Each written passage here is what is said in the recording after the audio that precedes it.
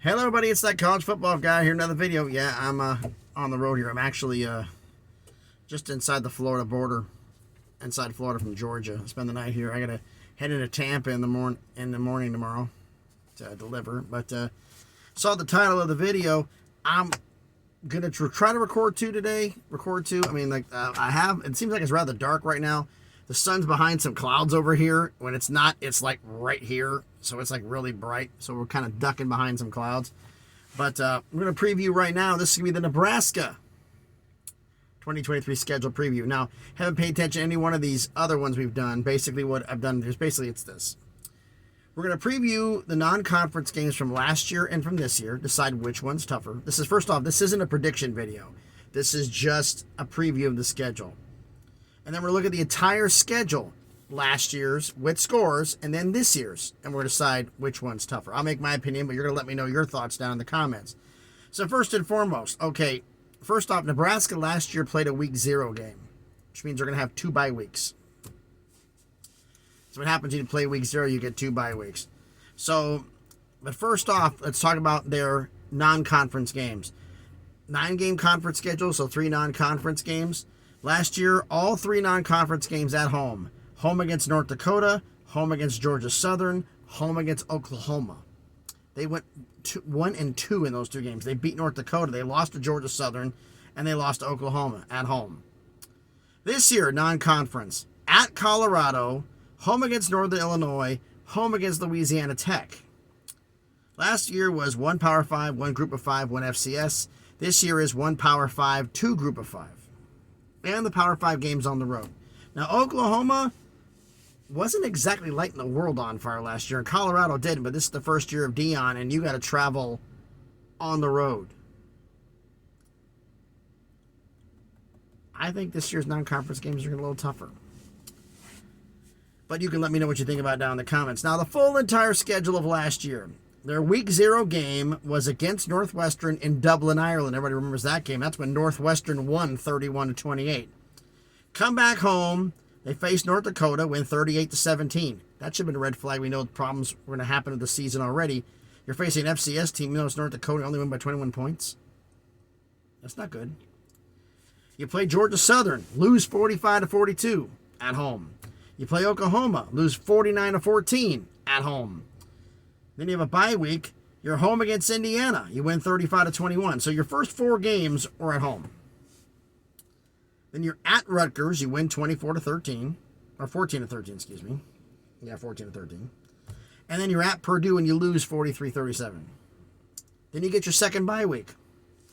Home against Illinois. Lose 26-9. Home against Minnesota. Lose 20-13. At Michigan. Lose 34-3. No surprise there. Home against Wisconsin, lose 15-14. And then at Iowa, you somehow pull out a 24-17 win to end your season and finish the year 4-8. This year's schedule, they start off the season. Last year was a conference game on a neutral site in Dublin. This year is a conference game on the road at Minnesota to start your year. Then you're at Colorado. Home against Northern Illinois. Home against Louisiana Tech. Home against Michigan. Yikes. At Illinois right after that. Then you get a bye week. You're home for Northwestern. You're home for Purdue. You're at Michigan State. Home against Maryland. At Wisconsin. And then home against Iowa. So basically conference games wise. I'm looking at this real quick here. Making sure I'm not missing anybody. You swapped out Indiana. She played Michigan last year. You swapped out Indiana for Michigan State, and you swapped out Rutgers for Maryland. Oh, boy. Oh, wow.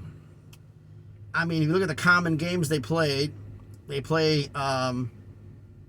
Northwestern in neutral site and lost. Now you actually face it was actually a neutral site. It was a road game as you're facing them at home. Apparently Northwestern was the home team last year, and you lost the game. You faced Purdue on the road last year and lost by 6. Now you got a new coaching staff. You face them at home. But you've got a new coaching staff too. Matt Rhule's first year.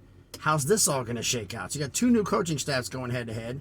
You faced Illinois on the road last year and lost. Illinois at home last year and lost. Now you got to go on the road to Illinois. You played Michigan and got blown out on the road. Now you got to play them at home. It's not going to matter. You're going to get. I know this is not a prediction video, but you're going to get blown out by Michigan again.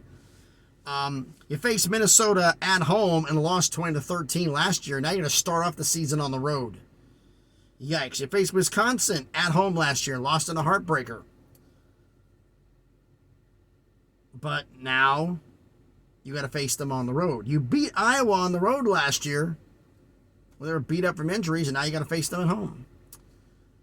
So what's my opinion of this? Conference schedule-wise, I'm saying this year's schedule is tougher than last year's. And overall schedule, this year's tougher than last year's. You went 4-8 last year. The games you swapped out Indiana and Rutgers. Those were your 2 of your 4 wins.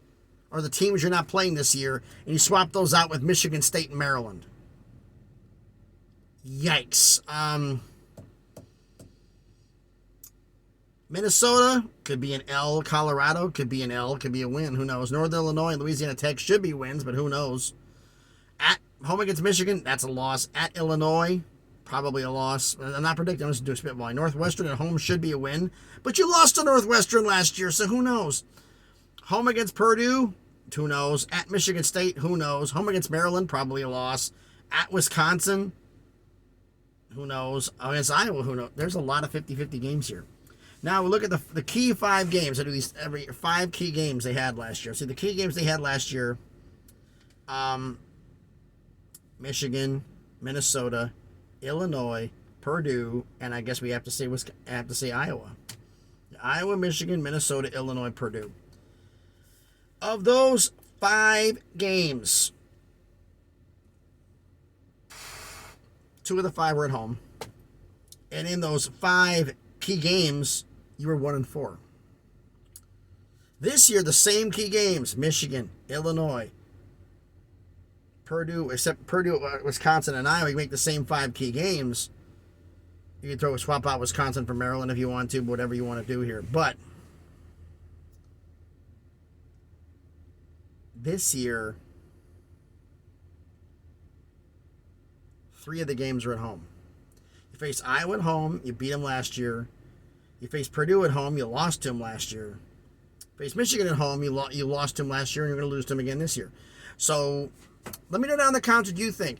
Do you think last season's schedule, non-conference-wise, with North Dakota, Georgia Southern, and Oklahoma, all 3 at home, is tougher than this year's non-conference, which is at Colorado, home against Northern Illinois, and home against Louisiana Tech? Which one do you think is tougher? And then the entire schedule, which I've been running through and talking about here. Let me know, which schedule down in the comments do you think is tougher?